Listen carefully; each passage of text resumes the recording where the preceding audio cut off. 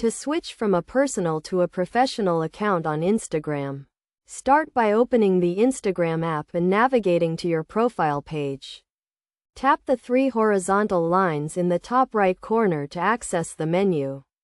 Then select Settings. In the Settings menu, scroll down to the Account section and tap on Switch to Professional Account.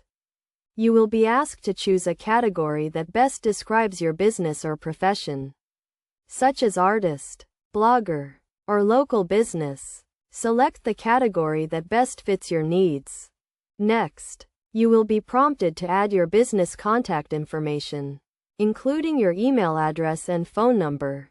This information will be displayed on your profile, so make sure it is accurate and up to date. You will also be asked to connect your Facebook page to your Instagram account, if you have one. Once you have completed these steps, your account will be converted to a professional account. You will have access to additional features, such as Instagram Insights, which provides detailed analytics about your account and posts.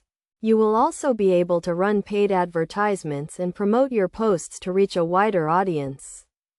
As a professional account, it is essential to maintain a consistent and engaging content strategy.